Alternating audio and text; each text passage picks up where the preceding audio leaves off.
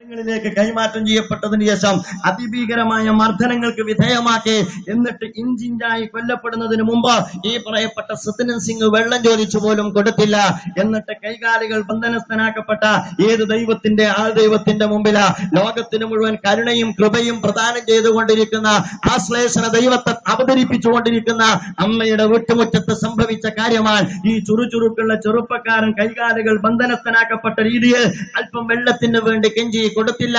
എന്നിട്ട് കിടക്കുന്നിടത്ത് ഇഴഞ്ഞിഴഞ്ഞു പോയി തൊട്ടപ്പുറത്തുള്ള ടോയ്ലറ്റിനകത്ത് തറയിൽ പറ്റിക്കിടക്കുന്ന വെള്ളം അള്ളിപ്പിടിച്ച് നക്കിത്തുടച്ച എന്നിട്ടാ ഈ ലോകത്തോട് വിട പറഞ്ഞത്. ഏത് ദൈവത്തെയാണ് ഇവർ മനസ്സിൽ കുടിയിരുത്തിയിരിക്കുന്നത് എന്ന് ചോദിക്കാൻ ഞാൻ ഈ സന്ദർഭത്തിൽ ആഗ്രഹിക്കുകയാണ്.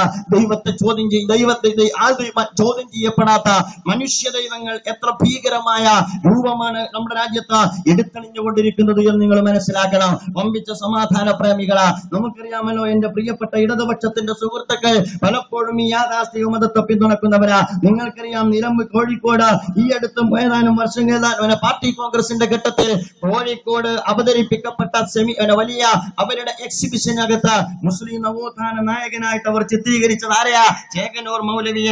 ആ ചേകനൂർ മൗലവിയുടെ ഘാതകനാരാൻ? ഞാൻ വിനയത്തോടു കൂടി ചോദിക്കുകയാൽ അത് പറയാൻ ഈ വേദി ഞാൻ ഉപയോഗപ്പെടുത്തുന്നില്ല. പക്ഷേ ഈ കോഴിക്കോട് കടപ്പുറത്തെ ഓരോ മണൽത്തരികളോട് നിങ്ങൾ ചോദിച്ചാൽ പറഞ്ഞു തരാം ആരാണ് ചേകനൂർ മൗലവിയെ ഒരുപക്ഷെ കണ്ടെത്താൻ ശ്രമിച്ചാൽ ഒരുപക്ഷെ അത് കണ്ടെത്താത്ത കോലത്തിൽ അടക്കം ചെയ്തവർക്ക് പോലും കണ്ടെത്താൻ കഴിയാത്ത വിധം നശിപ്പിച്ചത് എന്ന് നിങ്ങൾക്കറിയാവുന്നതാ. സത്യനന്ദ് സിംഗിന്റെ കൊലയാളികൾ നിങ്ങൾ കണ്ടെത്തുകയില്ല.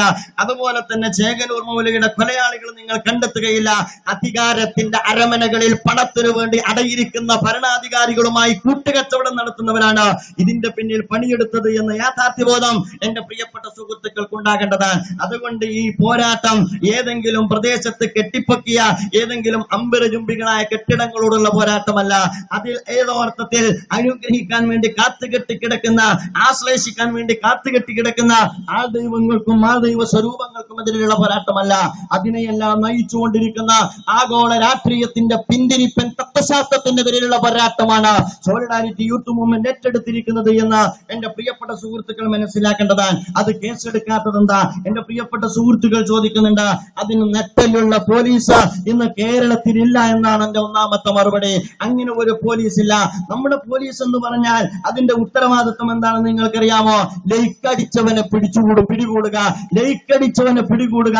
എന്റെ വീട്ടിലെ എന്റെ LKGയിൽ പഠിക്കുന്ന എന്റെ മോൾക്കറിയാം ലൈക്കടിക്കൽ എങ്ങനെയാണ് എന്ന്. അത്തരം LKG സ്റ്റുഡന്റിന്റെ വിദ്യാഭ്യാസത്തിലും കുട്ടി പോലീസായിട്ട് ഈ കേരളത്തിലെ പോലീസ് മാറിയത് എന്തുകൊണ്ടാ? ലൈക്കടിക്കുന്നവനെ പിടികൂടുക, ദലിതനെ മലം തീറ്റുക, അതുപോലെ തന്നെ റോഡ് സൈഡിൽ നിന്ന് വീടും കിടപ്പാടവും നഷ്ടപ്പെടുന്ന ഘട്ടത്തിൽ അവരുടെ മുന്നിൽ ചാടിക്കൊണ്ട് ഞങ്ങളുടെ കിടപ്പാടം നഷ്ടപ്പെടുത്തരുത് എന്ന് അലമുറയിട്ട് സമരം നടത്തുന്ന സമര പോരാളികളെ അവരൊരിക്കലും പ്രതീക്ഷിക്കാത്ത അസ്ഥാനത്ത് പിടിച്ച് നെരുക്കിക്കളയുക. എങ്ങനെയുണ്ട് നമ്മുടെ പോലീസ്? അതല്ലേ നമ്മുടെ പോലീസിന്റെ ചുമതല. മോർച്ചറിക്ക് കാവൽ നിൽക്കുക, ട്രാഫിക് ജാമുള്ളിടത്ത് കൈവെക്കുക. ഇങ്ങനെയൊരു പോലീസിനെ തീറ്റിപ്പോറ്റുന്ന നമുക്ക് ഈ പറയപ്പെട്ട വലിയ മനുഷ്യ ദൈവങ്ങളുടെ കൈകൾക്ക് വിലങ്ങ് വെക്കുവാനുള്ള ആർജവമുണ്ട് എന്ന് തെറ്റിദ്ധരിക്കുന്നുവെങ്കിൽ പ്രബുദ്ധ കേരളം വിഡ്ഢികളുടെ സ്വർഗത്തിലാണ് എന്ന് പറയാതിരിക്കാൻ നിർവാഹമില്ല. കാരണം ഇതിന്റെ വേര് ആഗോളതലത്തിലുള്ളതാണ് എന്ന് എന്റെ പ്രിയപ്പെട്ട സുഹൃത്തുക്കൾ മനസ്സിലാക്കേണ്ടതാ. അതുകൊണ്ട് ഇത് ഇവിടെ നിൽക്കുന്നതല്ല, ഇതിന്റെ വലിയ ശാഖകൾ പടർന്നു വന്നിരിച്ചുകൊണ്ടേയിരിക്കുകയാണ്. അവർ വിദ്യാഭ്യാസ കച്ചവടം നടത്തും. ആത്മീയ കച്ചവടം മാത്രമല്ല, അവർ വിദ്യാഭ്യാസ കച്ചവടം നടത്തും, അവർ ആരോഗ്യ കച്ചവടം നടത്തും. അതുപോലെ തന്നെ അവരെ സംബന്ധിച്ചിടത്തോളം അവര് റിയൽ എസ്റ്റേറ്റ് നടത്താം. വിവരമില്ലെങ്കിലും നോളജ് സിറ്റിയെ കുറിച്ച് അവർ ഭംഗിയായിട്ട് ഏറ്റവും നല്ല പ്ലാൻ അവതരിപ്പിക്കാം. എന്താണ് വിവരം എന്ന് പറഞ്ഞാൽ? അബുൽ ഹക്കമിനെ അബൂജഹൽ എന്ന് വിളിച്ചത് വെറുതെ അല്ലല്ലോ. എന്റെ പ്രിയപ്പെട്ട സുഹൃത്തുക്കൾ മനസ്സിലാക്കേണ്ടതുണ്ട്. ജാഹിലിയത്തിന്റെ നോളജിന്റെ കേന്ദ്രമല്ല, ജാഹിലിയത്തിന്റെ കേന്ദ്രമാണ് ആധുനിക നാഗരികതയുടെ നടുമുറ്റത്ത് കെട്ടിപ്പൊക്കപ്പെട്ടുകൊണ്ടിരിക്കുന്നത് എന്ന കാര്യത്തിൽ നമ്മൾ സംശയിക്കേണ്ടതില്ല. രാജ്യത്തെ സംബന്ധിച്ചിടത്തോളം വിജ്ഞാനത്തിന്റെ ഒരർത്ഥമുണ്ട്. ആ വിജ്ഞാനത്തിന്റെ അർത്ഥം എന്ന് പറയുന്നത് ഹിദായത്തിൽ അധിഷ്ഠിതമാണ്, ഏറ്റവും നല്ല വെളിച്ചത്തിൽ അധിഷ്ഠിതമാണ്. ലോകത്തിന്റെ ദിക്കുകളിൽ ഇരുട്ട് പരത്തുന്ന ഏത് നോളജ് സിറ്റി വളർന്നു വന്നാലും അത് ജഹാലത്തിന്റെ കേന്ദ്രമാണ്. അതൊരിക്കലും ഒരുപക്ഷെ ഒരർത്ഥത്തിലും അത് വിജ്ഞാനത്തിന്റെ കേന്ദ്രമായി മാറുന്നില്ല. അതുകൊണ്ട് സഹോദരന്മാരെ, നമ്മെ സംബന്ധിച്ചിടത്തോളം ഇത് രാജ്യത്ത് വളർന്നു വളർന്നു പന്തലിച്ചു കൊണ്ടിരിക്കുകയാണ്. സ്വലാത്ത് വിറ്റ അല്ലെങ്കിൽ ദിക്ർ വിറ്റ് ദുആ വിറ്റ നമ്മുടെയൊക്കെ നാട്ടിൽ ഒരുപാട് ചില്ലറ വ്യാപാരികളുണ്ട്.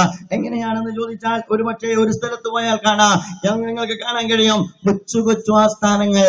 അവർക്ക് ഇത്തരം രാഷ്ട്രീയമൊന്നുമില്ല. പാലക്കാട് ചെന്നാൽ ഒരു ജിലേബി തങ്ങളുടെ മുമ്പ് മൂപ്പർക്ക് ജിലേബി കച്ചവടമാണ്. മറ്റൊരു സ്ഥലത്ത് ചെന്നപ്പോൾ അറിയാൻ കഴിഞ്ഞത് ആട് തങ്ങളുണ്ട്, ആട് മേച്ചെത്തിയതാണ്. ജനങ്ങളുടെ വിവരം മനസ്സിലാക്കാനാണ് ഞാൻ ഈ പറയുന്നത്.